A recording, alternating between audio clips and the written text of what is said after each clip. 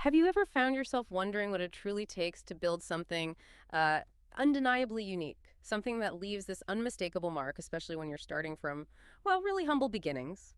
Well, today we're diving deep into just such a story. Our focus is the vibrant world of glass art, specifically the journey of an artist known as Yunk Glass. He's a genuine pioneer who didn't just find his lane, he basically carved a whole highway for himself, starting from a simple garage in Texas. We're going to unpack how dedication, community, and just this singular, powerful vision can transform a craft into like a global phenomenon. So how exactly did that happen? Let's dive in and unpack this. It's a really compelling story, isn't it? What's truly insightful here is how Young Glass's journey, it isn't just about, one artist evolving. It's also about the deliberate creation of this whole torch tribe, as they called it, and a distinct regional style that, frankly, defied the traditional art hubs. Our mission in this deep dive is really to dissect the pivotal moments, those turning points, that allowed Yunk to leave such an indelible impression on the glass art world. It's almost like a blueprint. Yeah, it's genuinely hard for me to picture, you know, a globally recognized art movement kicking off like that from such humble roots. I mean, picture it, right? It's 2013. We're not talking about some chic studio. We're talking a sweltering Dallas garage. Yunk was working after his day job, hunched over a folding table, just a hothead torch.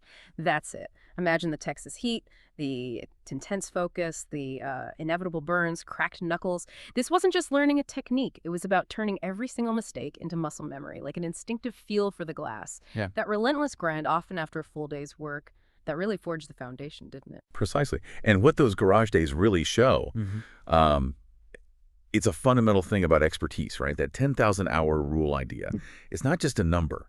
It's about that deliberate practice, often done alone. It's where an artist builds this deep fluency with their material. They understand its nuances almost before they even think about it consciously, like a musician practicing scales for hours, For Yunk, that garage was his crucible.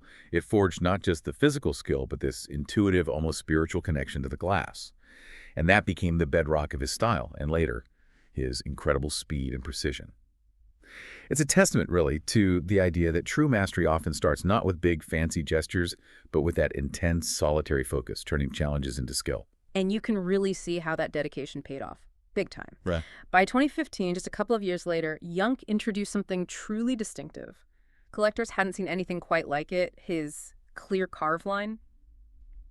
If you try and picture it, you see these pieces with stark matte blacks, highly polished clears, and then these incredibly sharp, almost architectural hashmark cuts. It was simple but so bold. Absolutely unmistakable. It just hit the scene with this visual punch. So much so that collectors quickly gave it this really memorable, totally apt name, Tattoos on Glass. Oh, that's perfect. Yeah, it perfectly captures that striking look. Like the glass itself was permanently inked with his signature. It wasn't just another piece, it was a statement. And crucially, Yunk did something really rare with this style. His tattoo on glass wasn't just a design choice. It was a masterclass in creating immediate brand recognition. In a field that was getting pretty crowded, this simple, bold look acted like a visual shorthand. Yes, it let collectors instantly spot his work, but maybe more importantly, it allowed them to become advocates for it. This distinct style built a loyal following because people could immediately recognize and sort of emotionally connect with his unique voice as an artist. It's that kind of visual language that becomes iconic. You don't even need a label. The piece speaks for itself. That's a really powerful point about building instant recognition. Okay, so by 2016, Yunk's vision clearly went beyond just his own bench, his own brand. This is where the community part really kicks in, and it's quite a story itself. He co-founded Gray Area Studio in Dallas. He did this with another well-known glassmaker, Earl Jr. Glass, and this wasn't just another hot shop. It was designed as a true hub, like a whole ecosystem. It worked both as a production shop for established artists and a classroom where, as the saying went, rookies learn spoons and pros rent benches. But beyond just the space and the tools, the studio was described as more than a studio. It was a torch tribe. It sounds like a place where the passion wasn't just contagious, it was actively grown and shared, but really fostering that torch tribe feel. That must have involved more than just sharing equipment, right? What was the kind of secret sauce there? That's a crucial question, and it gets to the real genius of Gray Area Studio. It wasn't just about the physical space. It was about deliberate cultural architecture. Historically, many successful artists tend to guard their techniques, right? They operate in a more secretive, maybe competitive way. Sure, yeah. Gray Area, though, they actively encourage this sort of open source philosophy for glass blowing. By creating this transparent environment where experienced artists were actually mentoring rookies, they kind of bypassed that traditional, often slow and secretive learning curve.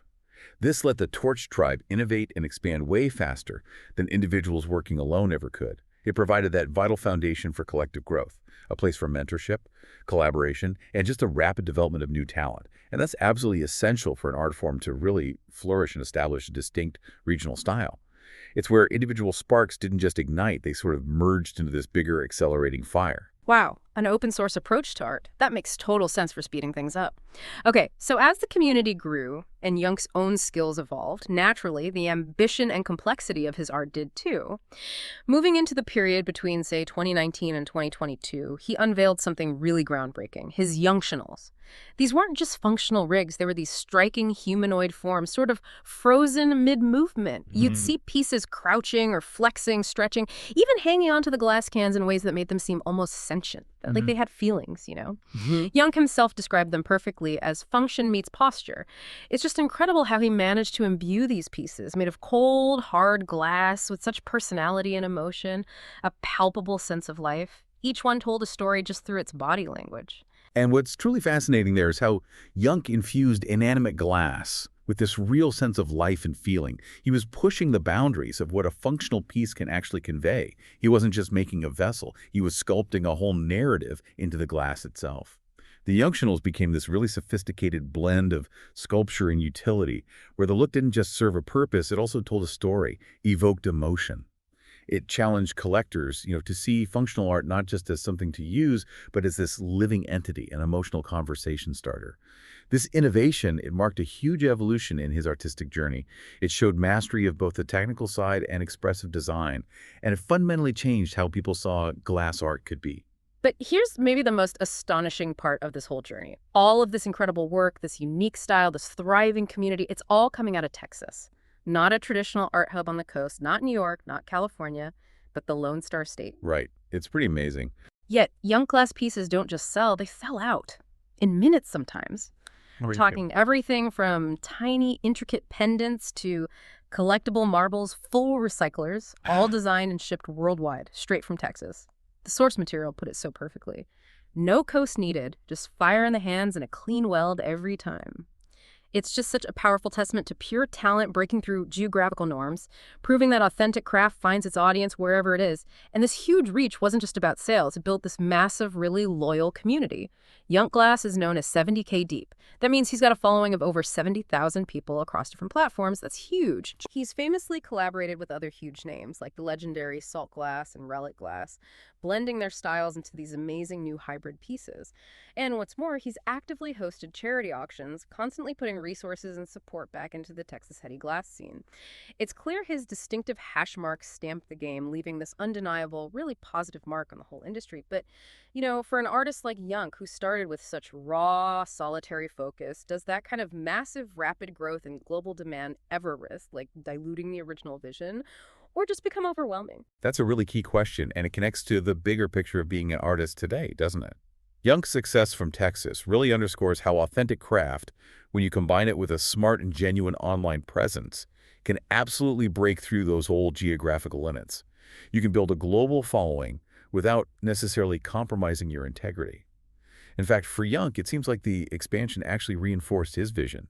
He didn't just chase market validation. He built a market by being relentlessly authentic and by fostering that community. His support for the local Texas scene, it isn't just charity. It's like a strategic investment in the very ecosystem that feeds his art. Ah, interesting. Yeah, it shows this holistic approach to building an artistic legacy, not just for himself, but for everyone around him, making sure that the Texas lane isn't just him, but this thriving, connected network. He basically leveraged the digital age to amplify something deeply local and authentic. It shows global reach doesn't demand you compromise your art. Maybe it demands a stronger identity. So wrapping this up, what does it all mean for the enduring legacy, the sort of philosophy of Yunk Glass? He's clearly so many things. A sculptor, a teacher, and yeah, a proud torch rat embracing that hands-on grit. His approach seems remarkably consistent, very clear. He's not chasing hype. You just don't see him jumping on trends to stay relevant. Instead, he's actively, painstakingly building a Texas glass lane where style and substance hold the flame. It's about genuine art, lasting impact, and this deep commitment to his craft and his community. It really brings us back to that core idea. Yunk Glass doesn't just torch glass, he leaves these indelible marks on the glass and on the art world. And this raises a truly important question, I think, about the long-term value of focusing on authentic creation, on nurturing community rather than just chasing fleeting trends.